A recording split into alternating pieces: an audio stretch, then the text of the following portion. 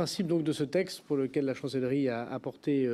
des modifications décisives lors de la discussion au Sénat, c'est d'adapter notre système judiciaire au même titre que nous l'avons adapté et spécialisé pour la lutte contre le terrorisme. La lutte contre le terrorisme, mutatis mutandis, puisqu'il ne s'agit pas évidemment des mêmes difficultés, ni même du même nombre de dossiers, ni même du même nombre de morts. Il y en a beaucoup plus pour la criminalité organisée. C'est la spécialisation de l'intégralité de la chaîne pénale, les services du ministère de l'Intérieur, je n'y reviendrai pas. Et puis, si on va partir de l'article 2 de votre proposition de loi, un parquet spécialisé, criminalité organisée et plus simplement anti-stupéfiants,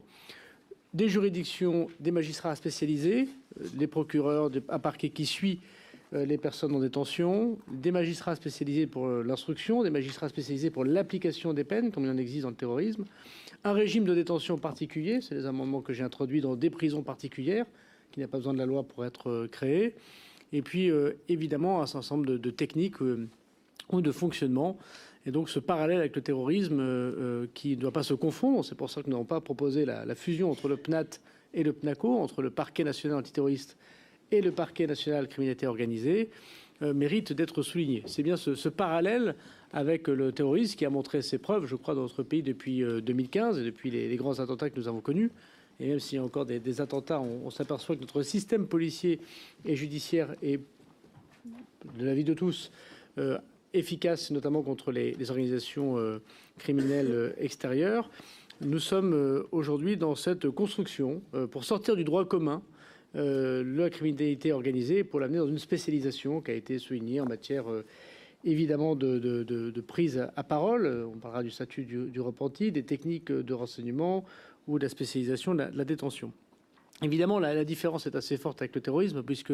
aujourd'hui, dans les prisons françaises, nous avons 17 000 détenus pour criminalité organisée en lien avec le trafic de stupéfiants, ce qui fait évidemment un contentieux très, très important. Ces détenus se partageant entre la détention provisoire en attente d'être jugés et les condamnés pour peine. Il ne s'agit pas de mettre les 17 000 détenus, si je ne prends que le nombre de personnes qui sont aujourd'hui dans les prisons françaises, donc sans parler de ceux qui viendraient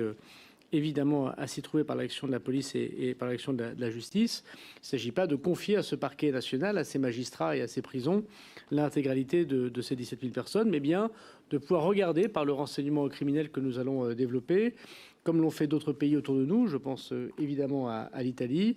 au moment où il y a des menaces sur les agents pénitentiaires, de la corruption sur les agents pénitentiaires, sur les greffiers, sur les agents publics de manière générale. On a évoqué les douanes tout à l'heure, mais ça peut être le cas de beaucoup d'agents publics ou qui concourent au service public. Au moment où il y a des menaces extrêmement fortes sur des directeurs de prison, des agents pénitentiaires, des enquêteurs, des avocats, des magistrats,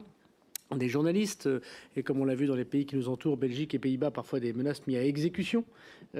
évidemment qui vient toucher la façon même dont l'État a organisé la lutte contre la criminalité organisée, et puis la surface financière de ces personnes qui est extrêmement importante, les techniques qu'elles utilisent de recherche et développement, y compris dans la production de drogue, dans le blanchiment ou dans l'organisation de leurs télécommunications, fait que évidemment nous devons nous concentrer sur le haut du spectre quand nous créons ce parquet national. Et il n'aura pas vocation à s'occuper des 17 000 détenus par exemple, mais sans doute d'un certain nombre de dossiers qu'ils pourront organiser avec les autres juridictions. Ce PNACO ne venant pas remplacer les GIRS et ne venant pas remplacer les infragirs, c'est donc ce qui se passe dans tous les parquets de France et dans toutes les juridictions de France, mais venant comme le fait le PNAT ou comme le fait le PNF pour deux dossiers spécialisés, même si c'est difficile de comparer les dossiers, prendre le haut du spectre, coordonner le travail que feraient et que font les GIRS. On aura l'occasion d'évoquer avec le rapporteur Cor notamment la question de la cosaisine. Et puis bien sûr incarner une doctrine de renseignement criminel avec les liens de services de police, incarner à l'international le travail que nous allons faire dans la criminalité organisée, quand on sait que beaucoup de nos objectifs sont à l'étranger ou demandent une coopération étrangère, incarner évidemment un travail voilà, de prise à partie publique et de l'opinion, comme le fait par exemple le PNAT sur les affaires du terrorisme. Donc cette création du parquet national est finalement une clé de voûte de l'ensemble du changement judiciaire. Il n'est pas le seul. Le PNACO tout seul n'aurait pas beaucoup d'intérêt. Il n'a d'intérêt que s'il est filé dans sa métaphore sur l'intégralité de la chaîne judiciaire. On aura beaucoup à travailler autour de ce PNACO. Donc